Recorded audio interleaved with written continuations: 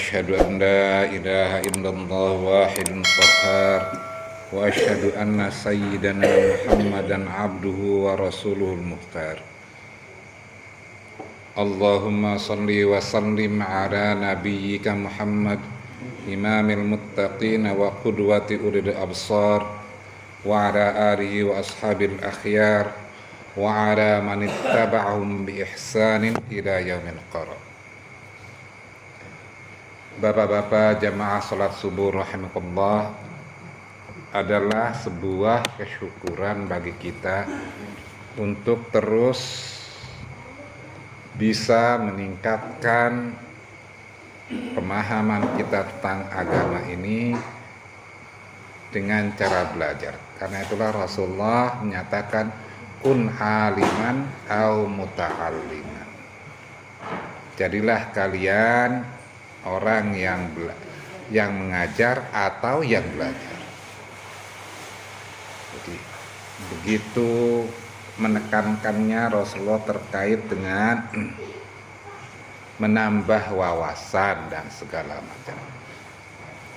Salawat dan salam semoga disampaikan kepada Rasulullah Sallallahu Alaihi Wasallam, keluarga, sahabat, dan para pengikutnya yang terus berupaya untuk menjalankan ajarannya. Bapak-bapak sekalian, pada kesempatan ini saya ingin melanjutkan kajian hadis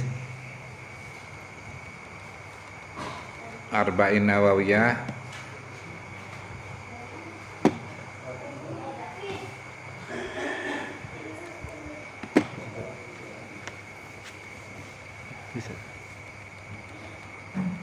yaitu hadis yang ke-16.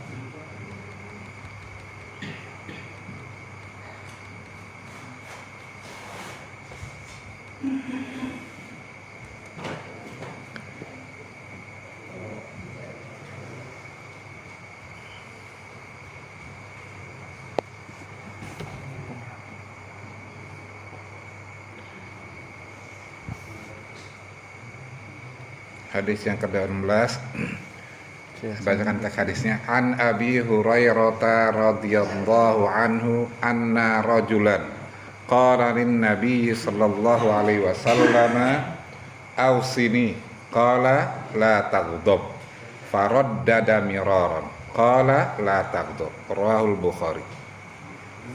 Dari Abu Hurairah radhiyallahu an, ia berkata, seorang laki-laki bertanya kepada Nabi sallallahu alaihi wasallam, berikan aku wasiat. Beliau menjawab, la taghdab, janganlah engkau marah.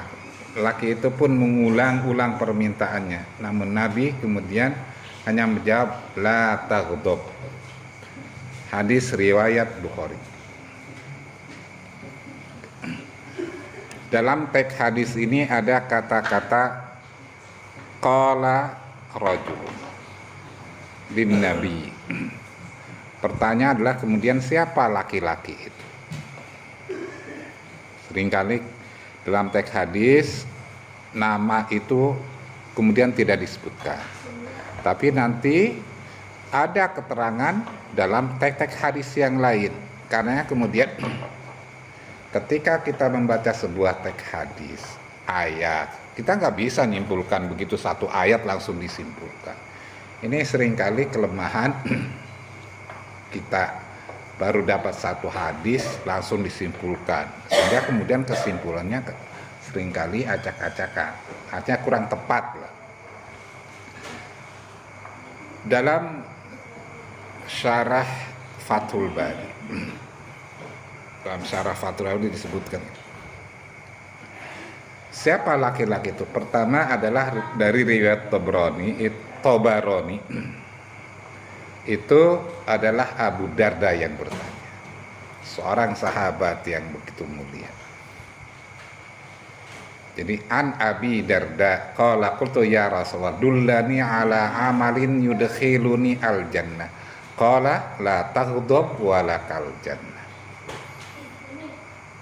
Hadis ini sebenarnya hadis dhaif, tapi karena ada riwayat hadis yang lain, maka naik hadis ini derajatnya menjadi hadis hasan. Jadi la taghdab wa lakal jannah kualitas hadis pertama dia keluar, ini adalah hadis dhaif. Tapi kemudian naik menjadi hadis hasan karena nanti ada hadis pendukung. Jadi dalam hadis begitu. Kedua adalah laki-laki itu Jariyatu Ibnu Qudamah. Ini dari riwayat Ahmad. Dia bertanya, "Qul ya Rasulullah yanfa'uni wa aqlil alayya la'alli a'ihi." Ya Rasulullah, katakan sesuatu, nasihati aku, sesuatu yang bermanfaat bagiku, dan jangan banyak-banyak. Nasihatnya jangan banyak-banyak supaya aku bisa melaksanakan gitu. Kalau kebanyakan nggak bisa melaksanakan. Wa aqlil alayya la'alli a'ihi. Rasulnya la taghdab. Jadi hadis ini kemudian dalam riwayat yang berbeda, pertanyaan sahabat itu, kalau tadi dinyatakan yudkhiluni al jannah, perbuatan yang kemudian bisa memasukkanku ke dalam surga. Nanti dalam riwayat yang ada tagline lain, yang menjagaku min iqabillah, melindungiku dari siksaan Allah, dari azab Allah. Jawabannya sama, la taghdab. Bapak-bapak sekalian, pertanyaannya kemudian, apakah marah itu kemudian betul-betul terlarang atau hal lain? Karena marah ini kan sebenarnya ghorizah, naluri manusia yang gak bisa dihindarkan. Faraja'a Musa ghadbana asifa. Ketika Musa setelah menghadap Allah, kemudian raja'a ghadbana asif, Musa kembali kepada kaumnya itu dengan penuh amarah. Ghadban, bukan ghodib lagi, dalam bahasa Arab ghadban. Ghadbana asif. Artinya marah itu ya naluri manusia. Maka kalau kita kajiannya kajian tazkiyatun nufus, ada 4 kekuatan manusia, jiwa manusia itu. Al-quwah al-aqliyah, kekuatan nalar, akal. Al-quwah al-wahmiyah, kekuatan ilusi. Al-wahmiyah al-khoyaliyah. Jadi kekuatan kemudian bagaimana ketika kita ingin menggambarkan dalam otak kita ilusi.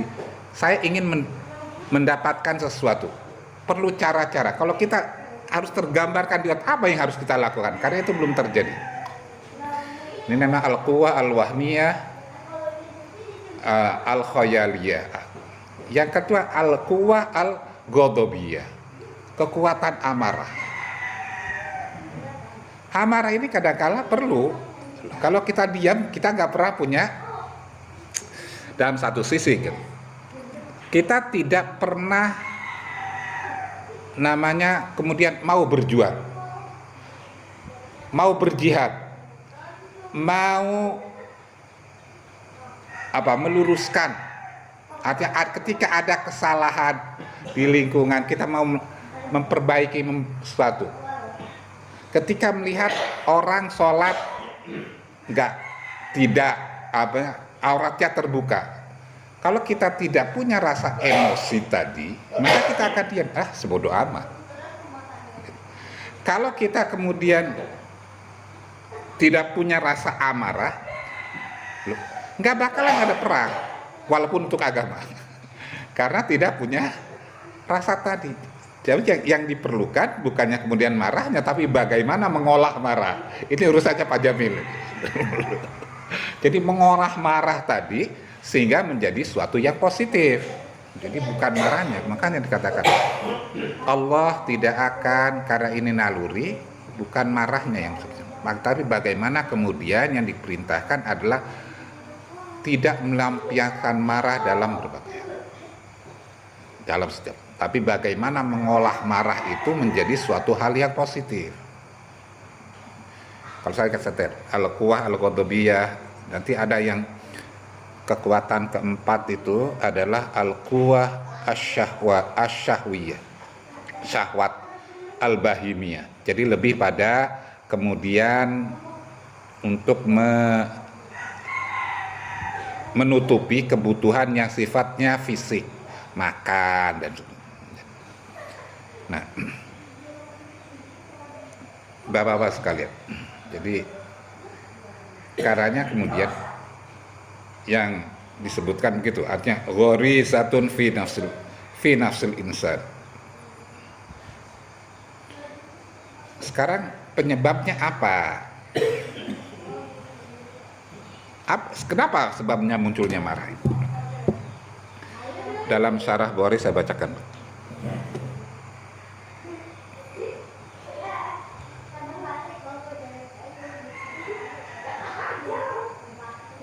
Yan sya'u anil ghadabi al-kibr. Marah itu muncul karena melihat adanya kesombongan, adanya dia merasa lebih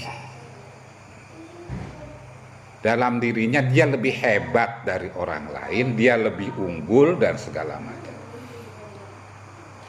Nah, bagi saya yang menarik kemudian dalam keterangan Imam Bukhari itu dalam syarah Fathul Bari itu,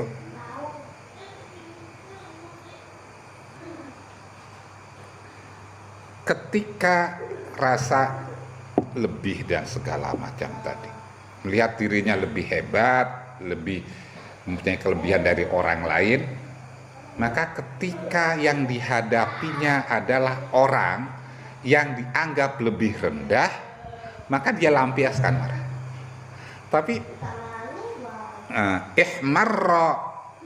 ihmarrat basyaratu, maka merahlah wajah, ngumpullah darah pada kulitnya dan segala macam. Matanya merah, kulitnya merah, segala macam. Tapi ketika yang kemudian kesalnya itu kepada orang yang dianggap lebih kuat, inqabado, maka darah tadi kemudian mengecil, tidak lagi berkembang, maka yang ada adalah dalam hati. Ketika orang menahan marah, kepada siapa dulu? Ketika marahnya pada orang yang dianggap lebih kuasa, lebih kuat, lebih hebat dan segala macam, itu turun. Tapi yang diminta bukan itunya, bukan hanya sekedar menahannya, tapi ketika itu dia ada kesempatan, yang ada dalam dirinya apakah masih ada rasa dengki, masih ada jaga. Nah, marah tadi kemudian tersimpan dalam hati. Tersimpan dalam hati. Kalau ada kesempatan dia lampiaskan dalam bentuk apapun.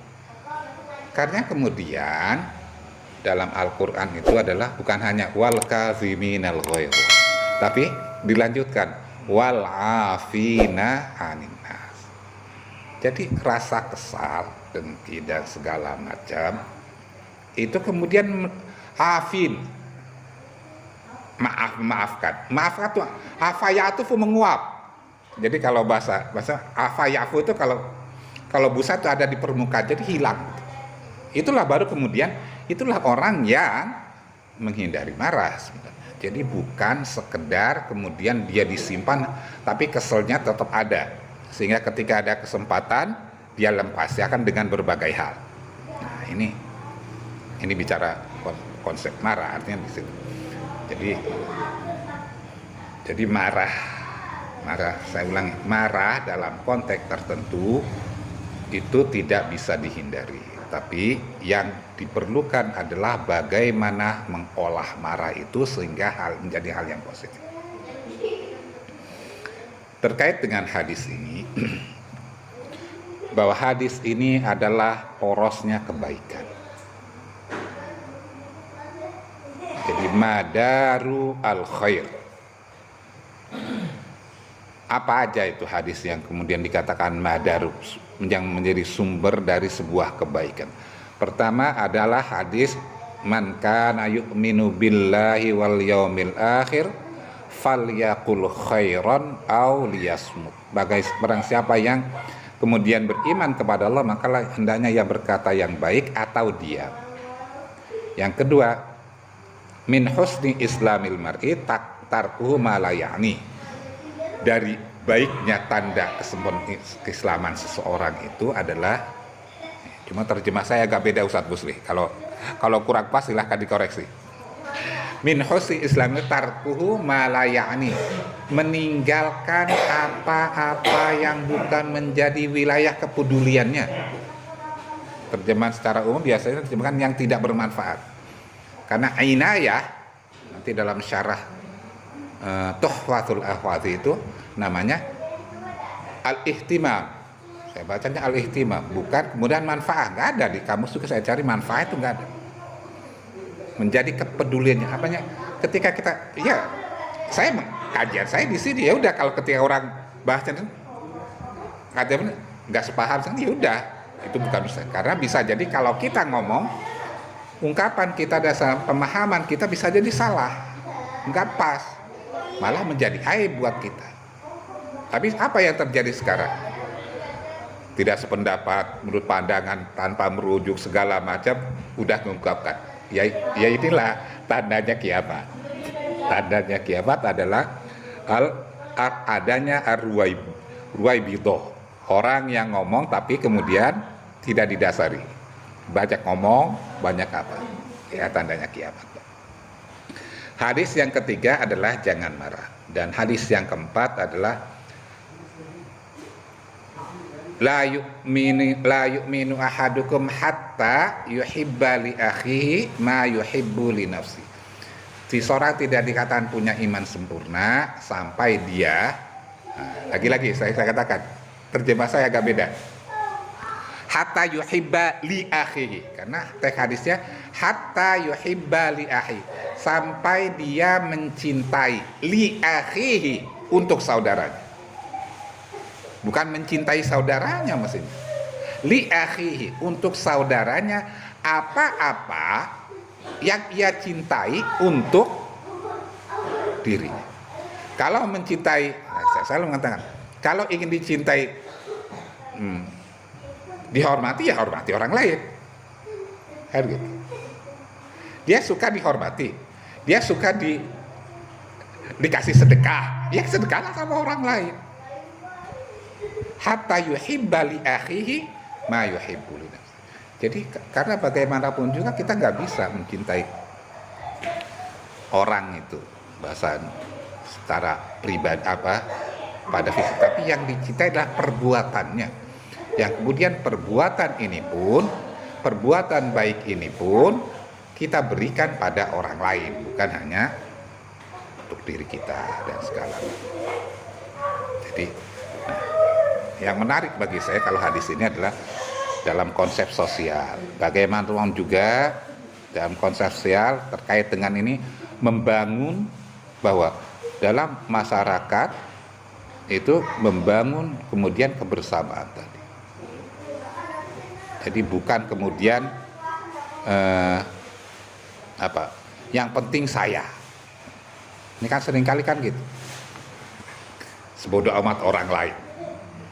Min husni islam, tanda kesempurnaan itu ya keimanan seseorang ya itu. Kalau baru yang penting saya, apa harus saya, itu belum sempurna iman. Sekarang pertanyaannya, maka saya katakan tadi, marah itu bukan marahnya, tapi bagaimana mengolah marah. Karenanya kemudian, Nabi saja marah. Kata Nabi saja marah. Bagaimana marahnya Nabi kepada Usamah ketika Usamah itu mengusulkan agar seorang perempuan pencuri itu tidak dipotong.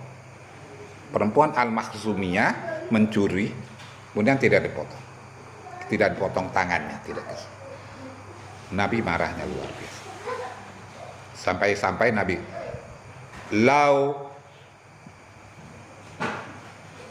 Lau saraqat Fatimatu bintu Muhammadin la qata'tu yada.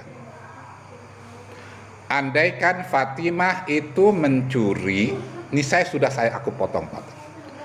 Padahal hadis ini, hadis yang keluar agak belakangan. Hadis yang keluar keluarnya hadis itu sekitar tahun 9 kasus ini. Fatimah putri Nabi tinggal satu, Hajah Fatimah. Tapi bilang, lah kotok tuh ya dah. Akan aku potong itu tadi. Artinya, kenapa Nabi kemudian seperti itu? Wa man taqama Rasulullah sallallahu li nafsi illa an tuntahaka hurmatullah fayantaqimu lillahi. Nabi tidak ingin membalas karena dirinya disakiti dan segala. Tapi kalau karena dirinya, inilah keluar biasanya. Karena dirinya dilempari, Nabi memaafkan. Tapi begitu hurmatullah, kehormatan Allah, ketentuan Allah dilanggar, baru Nabi marah. Jadi marahnya Nabi karena itu, bukan karena saya katakan tadi awal, bagaimana mengolahnya. Sama kemudian Nabi, ini segera contoh marah Nabi. Contoh Nabi marah ketika ada orang ngimami sholat panjang. Tapi harus dipahami Pak, ini kadang kan salah memahami. Sholat panjang itu apa? Karena kita itu sholat panjang ukurannya kita. Ini yang kadang-kala salah memahami teks. Karena nanti ada hadis kalau sholat yang terbaik, kebaikan orang itu min ma'innati ilmihi, tanda pemahaman seorang itu justru ngomongnya yang nggak perlu lama-lama, ringkas, padat. Tapi nanti ukurannya beda-beda gitu loh. Tapi sholatnya yang panjang. Tulus sholatihi wa qisaru khutbati min ma'innati ilmi. Min ma'innati fahmi dini. Bahwa sholat yang lama dan bicara yang ringkas, padat, itu adalah tanda pemahaman tentang agamanya. Jadi bukannya kemudian kalau ceramah yang ada guyonan. Kalau guyonan nanti jadi temennya jojot. Nah kita kadang ya sukanya yang begitu, isinya kagak ada. Yang maksud hadis itu panjang itu benar, panjang itu melebihi apa yang dibaca Nabi. Karena standarnya adalah mengikuti apa yang diajarkan, apa yang dicontohkan. Kalau itulah panjang. Kalau baca tabarok dalam satu rakaat belum panjang, itu standar. Kita kagak kuat. Coba. Karena Nabi yusolli bitur fil maghrib. Ini sholat maghrib. Nabi sholat maghrib itu dengan membaca satu rakaat sholat waktu wa kitabi mastur. Satu rakaat 2 halaman setengah Pak. Ini maghrib. Jadi bukan maksudnya pendek di sini, bukan hanya bacanya kuliah, kulhu, ina atau ina, bukan itu.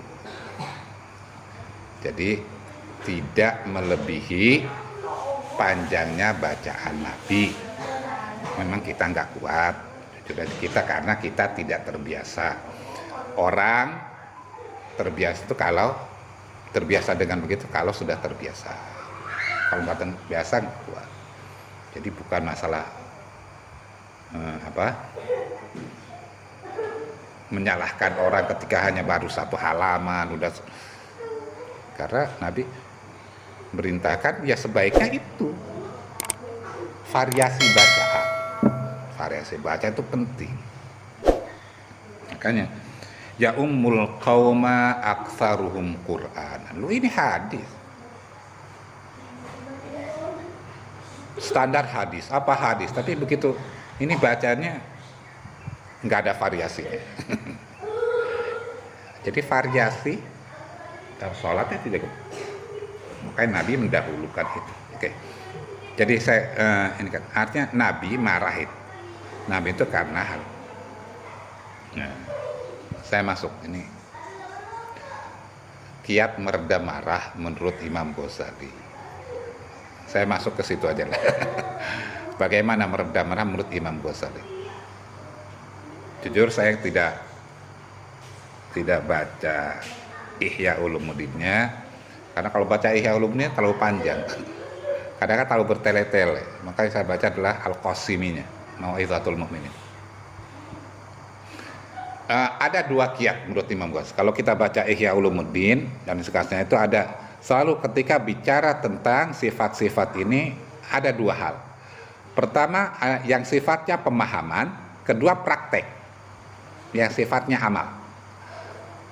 Yang sifatnya pemahaman dengan ilmu itu adalah pertama hendaknya berpikir bahwa bagaimana marah itu, keutamaan meninggalkan marah, keutamaan memaafkan. Jadi pemahaman kita tentang hal itu sehingga kemudian mendorong kita, memberikan motivasi bagi kita untuk meninggalkannya. Jadi pemahaman. Kuda hendaknya dia, kata Imam Ghazali, tidak takut kalau dia melampiaskan amarah itu, amdo ghadabu. Fahal wahal ya'manu min ghadabillah yaumil qiyamah. Apakah nanti kalau kita marah kemudian melampiaskan marah, Allah tidak marah di akhirat? Jadi konteksnya adalah perenungan terkait dengan hal itu dalam diri kita. Sehingga Allah kemudian bawa, sementara amarah Allah itu di akhirat jauh lebih besar. Ketiga, ayyuhadzir rasul aqibatal adawati, menakut-nakuti dirinya. Jadi karena rasa takut ini akan menghindarkan kita dari perbuatan yang akan kita lakukan. Jadi memunculkan rasa takut terhadap dampak dari marah itu dan segala macam. Karena kemudian berusaha untuk warabi aitafi qubhi surat. Yang keempat adalah kemudian hendaknya dia melihat, memperhatikan bagaimana wajahnya. Kalau lagi orang marah, jeleknya kayak apa? Bahkan di Imam Ghazali dikatakan, bagaimana kemudian orang-orang lagi marah itu lebih jelek daripada serigala, lebih jelek daripada binatang liar. Sementara orang-orang yang bisa menharap itu adalah seperti wajahnya para nabi, para wali dan segala macam.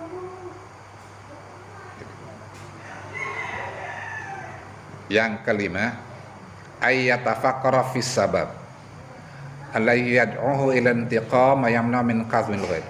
Berpikir tentang sebab yang mendorong untuk membalas dan mencegah dan marah. Dan yang harus dipahami bahwa kalau kita berkaji kajian tazkiyatun nufus, marah itu adalah dari setan. Makanya al-quwah al-ghadabiyah asy-syaitaniyah. Jadi bahasanya begitu. Kekuatan marah itu dari api, dan api itu dari setan, dan setan itu terbuat dari api. Maka kemudian ketika ingin melampiaskan amarah itu kemudian dianjurkan untuk. Nah, cara yang kedua adalah dengan amal perbuatan. Ini sebenarnya berdasarkan teks hadis dan segala. Maka ringkasnya di kitab itu pertama adalah mengucapkan a'udzubillahi minasyaitonir. Kedua,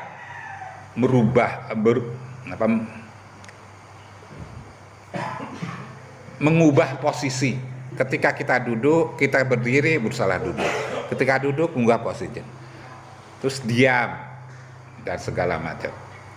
Kemudian berwudu. Ini diantara kiat kemudian untuk menghindar. Kalau hadisnya ya begini. Kalau tadi perbuatan tadi ini pertama hadisnya.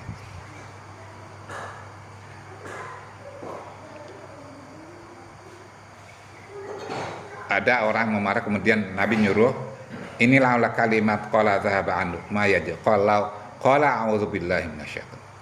Memerintahkan untuk mengucapkan a'udzubillah. Wa imma yanzaghannaka minasyaitoni nazghun fasta'idz billahi innahu samiun alim. Dan jika setan datang menggodamu, maka berlindungnya kepada Allah. Yang kedua adalah diam. Wa idza ghadiba ahadukum falyaskut. Kalau kemudian pengen marah, diamlah, tahanlah dengan diam. ketika berganti posisi. Idza ghadiba ahadun wa qa'imun falyadis. Fa in dhahaba anul ghadab wa illa falyatad. Ketika seorang itu hendak marah, maka hendaknya dia berdiri. Ketika dia berdiri, maka hendaknya duduk. Kalau dia lagi duduk, maka hendaklah berbaring. Jadi mengubah posisi kita dan segala macam. Kemudian berwudu. Innal ghadaba minasyaiton wa inna syaitana khuliqa minan nar wa inna ma tudfa'un naru bil ma. Fa idza ghadiba ahadukum falyatawaddo. Jadi ketika kita hendaknya dari kita mengambil wudu. Nah, yang ketiga ini, yang kelima ini sebenarnya konteksnya tadi yang sifatnya pemahaman. Kalau kita ambilkan dari hadis-hadis, bagaimana kemudian pahala dari orang yang menghindarkan amarah itu tidak melampiaskannya itu adalah akan diberikan suruh memilih minal huri masya, dari bidadari yang ia sukai, wala taghdab wala kaljan. Nanti saya katakan di awal bahwa menahan amarah itu kemudian